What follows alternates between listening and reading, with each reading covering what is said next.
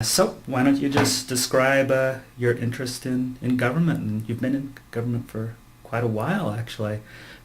What's been drawing you to it? It's really been part of what I have wanted to do. And as an individual, I graduated from UC Santa Barbara with a degree in political science. And I came home to my community here in Petaluma, and I wanted to get involved. And I contacted then Councilwoman Lynn Woolsey, and she pulled me in and started getting me involved in local organizations. And she suggested that I come to council meetings, and so I went to city council meetings for 2 years, sat in the audience for Every single one? every single one, and introduced myself around, got to understand the issues, and the more I learned and the more I watched, and the more I was excited about being involved in my community and making a difference. And I applied for a seat on the Planning Commission, and I was appointed at age 24 to that position. I'm the youngest person that actually has ever been appointed to the Planning Commission in the city of Petaluma's history. And I sat there for 4 years, again learning and helping make, I think, positive decisions for our community. And then I ran for city council, and I thought, wow, city council, it'd be really a wonderful achievement. Right. To be a part of a body that makes decisions for almost 58,000 people. Right. And I was elected and re-elected 2 different times, and I thought, wow, I could.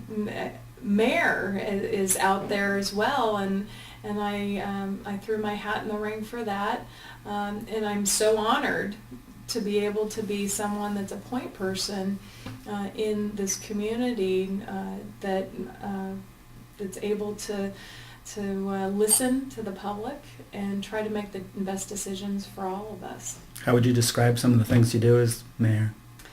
Well, it is different being mayor than being on the city council as a council member, and you really are, as I said, the point person for the community. You are the focal point. It's a very recognized title throughout the country. Mm-hmm. And so what I've done is tried to be available in the community. I've always done that as a council member, but being the mayor, I think you're more visible in that respect. And I go to the schools. I have students and adults come to City Hall. I show them the office, our council chambers.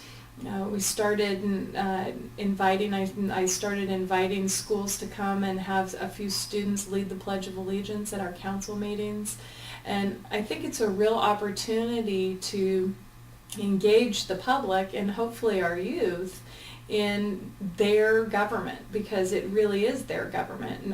The public and the voters are at the top of the list, and then it comes the city council. They're the ultimate, bosses for all of us, and that's who we're responsible to. So for me, it's really trying to empower people in our community to take an active role in their government and know that their government really cares about them. On that note, what response would you have for individuals who, I think understandably, could get frustrated by some of the tedium of government, and I mean, it can take a lot to follow all the details.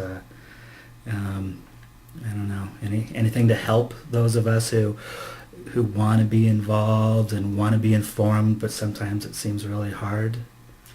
Sure. I think the old saying, patience is a virtue, and is certainly one that is applied to government, I think, in all arenas. And I think everyone wishes that government was able to react quicker, or be able to just get something done in a shorter amount of time, and it just doesn't make any sense to people because they're not involved in the process. And And what people need to understand is there are certain laws that we have to follow that requiring noticing periods. There are different committees and commissions that need to review certain policies that come before a planning commission and a city council.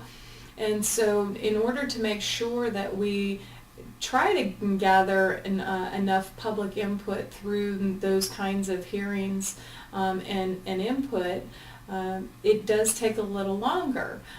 But I think what comes out of it is awareness by people, more of what is out there and what we are making decisions on. And I think it usually ends up in a better decision-making process for the long-term interests of the community. And I think that's what we're really focused on, is the long-term interest, and that's what we should be focused on. I was just going to ask about that because it seems like things can happen a lot faster if you just look at the short term rather than the long term. Mm-hmm. And often looking at the long term, which is good, makes the process a little slower. But when you do, you end up with things like the theater district.